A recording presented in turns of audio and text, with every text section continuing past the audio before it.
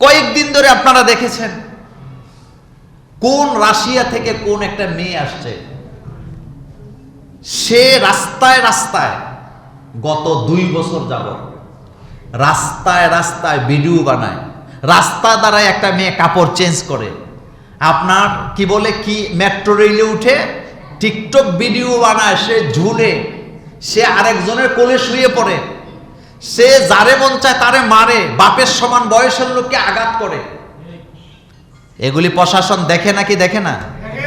এবং সে বাংলাদেশের নাগরিকও না, তার বাবা হলো ইন্ডিয়ান নাগরিক, মা হলো রাশিয়ান নাগরিক, সে নিজেও রাশিয়ান নাগরিক, তার ভিসাও নাই, অথচ দেশে দেশে ঘুরতেছে, টিকটক বানাইতেছে, জনগণ সেদিকে তাকাচ্ছে, ভয়ে থেকেও প্রতিবাদও করতে পারতেছে না।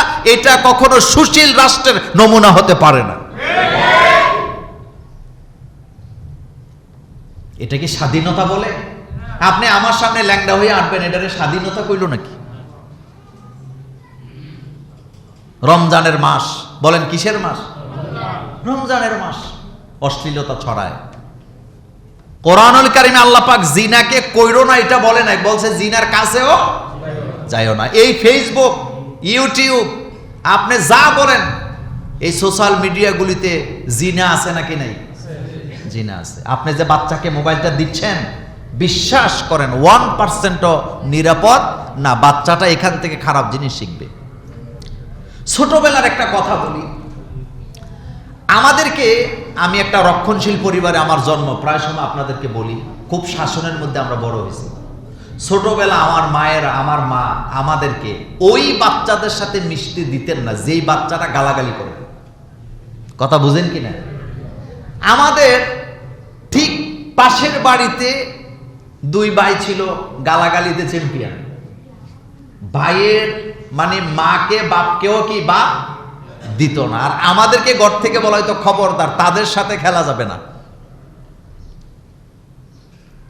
এখন আপনি আপনার বাচ্চাকে শিখাচ্ছেন, ও যারা গালাগালি করে, যেই পরিবারের বাচ্চারা গালাগালি করে, তাদের সাথে খেলাধুলাও করা যাবে না। কিন্তু আপনি যে বাচ্চার হাতে মোবাইলটা দিচ্ছেন, এখানে গালাগালি আছে নাকি নাই? গালাগালি আছে। সেজন্য আমাদেরকে সতর্ক হইতে হবে। আমার বাচ্চাকে নিয়ে আমি চিন্তা করতে, আমার বাচ্চাকে নিয়ে কি আরেকজন চিন্তা করতে পারবে নাকি?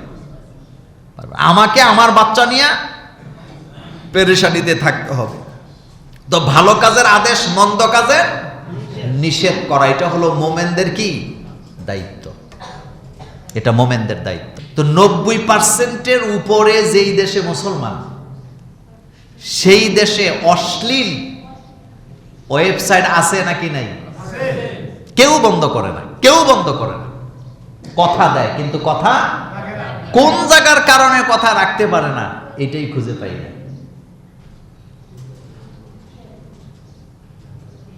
কেন পারে না সেটাও বুঝতে পারি না। পৃথিবীর অসংখ্য দেশ আছে যারা তাদের ওয়েবসাইটকে কি করে কন্ট্রোল করে। আজকের পৃথিবী, বিশেষ করে আজকের বাংলাদেশে, আপনি আপনার বাচ্চার হাতে যে মোবাইলটা দিচ্ছেন, আপনি বলেন তো এই মোবাইলটা কি নিরাপদ? একটা মোবাইলও কি নিরাপদ? আপনি বলবেন মোল্লা ভাই ফজরের নামাজের পরে যে কিছু ওয়াজ টোয়াজ শুনিতে, শুধু ওয়াজই আসে না নোংরা জিনিসও আছে? আপনার ইচ্ছায় আসে না অনিচ্ছায় আসে? আপনার অনিচ্ছায় আসে, আপনি ইচ্ছা করেন না, আপনি দেখতেও চান না, তাতে কি, এটা আসবেই। এবং আপনি দেখবেন খারাপ জিনিসগুলো ঘুরে ফিরে, কারণ তারা এভাবে এটাকে সেট করে রাখছে, তাদের সফটওয়্যার সিস্টেমটাই এমন, ভালো জিনিসগুলো পেছনে পড়ে থাকে, খারাপ জিনিসগুলো সামনে চলে আসে। মুসলিম জাতি, মোমেন কখনো অশ্লীলতাকে সাপোর্ট দিতে পারে না। আমাদেরকে মরতে হবে, আমাদের জীবনের শেষ ঠিকানা কবর। বলেন কি? কবর। কবরে যাইতে হবে। তো একা যাব নাকি দলে দলে যাব? একা। আপনি আজকে বাড়িতে যাইয়া ঘরে বসে একটা চিন্তা করবেন যে মোল্লা ভাই বলে গেছে, চিন্তাটা করে দেখি আপনার আশেপাশে 4টা বাড়ি, কয়টা? 4টা বাড়িকে আপনি গবেষণা করবেন, আপনার জন্মের পর থেকে আজকে পর্যন্ত কতগুলা মানুষ ছিল, কারা কারা মারা গেছে, আর এখন কয়জন আছে আপনি গণবেন, আজকে যাইয়া গণবেন। আমি গত কয়েকদিন আগে এরকমের একটা চিন্তা করলাম যে বয়স তো কম হইতেছে না, দিন দিন তো বয়স কি বাড়ে না কমে? আমি আমার 3টা বাড়ি নিয়ে গবেষণা করে দেখলাম 29 জন মানুষ আমার চোখের সামনে 3টা বাড়ি থেকে কবরে চলে গেছে। এই ঝুমুরে আপনি বাস করেন, আপনি একেবারে মোরাকাবায় বসে চিন্তা করেন তো আপনার আশেপাশে কতগুলা মানুষ কবরে চলে গেছে। এখন যে কোনো সময় আমার চিঠি আসতে পারে নাকি পারে না? পারে। আল্লাহ রাব্বুল আলামিন বলছেন, ইযা জা আজাল লা ইস্তাখিরুন, যখন তোমার মৃত্যুর সমন জারি হবে তোমাকে 1 সেকেন্ড সময় দেওয়া হবে না। 1 সেকেন্ডও না, একা যাওয়া লাগবে। বলেন একা 1 সেকেন্ড সময় দেওয়া হবে না, 1 সেকেন্ডও না। আজরাইল আসবে, নিয়ে যাবে। আজরাইল কি কারো কথা শুনবে নাকি?